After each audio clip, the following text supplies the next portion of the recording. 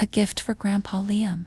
The snow had started falling early that December, blanketing the little town of Maplewood in soft, shimmering white.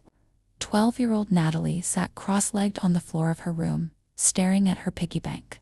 She gave it a little shake, listening to the coins clink inside. For weeks, she'd been saving every allowance penny, every coin she found in the couch cushions, all for one thing: a pair of ice skates she had seen at Parker's Sporting Goods. They were shiny, white, and perfect, just like the ones the professional skaters wore on TV. But now, ice skates were the last thing on her mind. Natalie, her mom had said that morning, her voice soft with worry, "Grandpa Liam can't come for Christmas this year. His car broke down, and the repairs are too expensive." Natalie felt her heart sink. Grandpa Liam was her favorite person in the whole world. He always arrived on Christmas Eve with a big laugh and even bigger hugs, carrying a tin of his famous chocolate fudge. Every year, they would sit by the fire while he told stories about Grandma May, who had passed away before Natalie was born. His stories made her feel like she knew her grandmother, even though they'd never met. "He hasn't missed Christmas here, ever," Natalie murmured to herself. She looked at her piggy bank again. There has to be a way. The next day after school, Natalie bundled up in her warmest coat and headed down to Maplewood's Main Street. The little town was alive with holiday cheer. Shop windows twinkled with lights. Children laughed as they built snowmen, and the scent of cinnamon and pine filled the air. But Natalie wasn't in the mood to enjoy it. She had a mission. She pushed open the door to Mr. Peterson's repair shop, where a tiny bell jingled overhead. The old mechanic looked up from his workbench, wiping his hands on a grease-stained rag. "Well, if it isn't Miss Natalie," he said with a grin. "What can I do for you, young lady?" Natalie hesitated, clutching her piggy bank tightly. "Mr. Peterson, how much would it cost to fix my grandpa's car? He really needs it so he can come for Christmas." The mechanic chuckled, scratching his head. "That's mighty big-hearted of you. I'll tell you what, you help me around the shop for a week, and I'll take care of the rest." Natalie's eyes lit up. "Really? You'd do that?" Mr. Peterson nodded.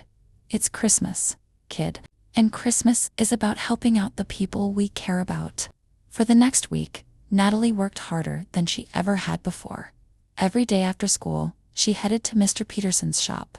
She swept the floors until they shone, fetched tools from high shelves, and even helped him string up Christmas lights around the shop's windows. By the time Christmas Eve arrived, Grandpa Liam's car was good as new. That evening, as the snow fell in thick, silent flakes, Natalie sat by the window, watching for headlights in the distance. She had begged her mom to leave the Christmas tree lights on, even though it was almost bedtime. And then, she saw it. The familiar shape of Grandpa Liam's old car pulling into the driveway. Natalie bolted to the door, throwing it open before he even had a chance to knock. "Grandpa Liam," she cried, flinging her arms around him. "Oh, ho, ho, ho." Grandpa Liam's deep laugh filled the air as he hugged her tightly. "Well, if it isn't my little Christmas angel." Tears pricked her eyes as she whispered, "I missed you so much." "I missed you too, sweetheart," he said, brushing a snowflake off her nose. "And I heard someone did something very special to make sure I could be here." Natalie looked down, her cheeks flushing. "It was nothing. I just wanted you here." As they gathered around the dinner table that night, Grandpa Liam pulled out his tin of fudge, just like always. He told story after story about Grandma May, his voice warm and full of love. Natalie listened intently, her heart full to bursting. Later, as they sat by the fire, Grandpa Liam handed her a small package wrapped in brown paper. "Go ahead, open it," he urged. Inside was a pair of white ice skates, just like the ones she'd been dreaming of. "How did you?" she started, but Grandpa Liam winked. "I have my ways," he said. "But you, my dear, gave me the best gift of all, being with my family for Christmas."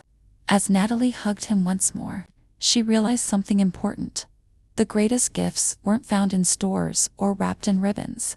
They were found in moments of love, sacrifice, and being together with the people who mattered most. Subscribe for daily uplifting stories, And let's fill each day with positivity and warmth.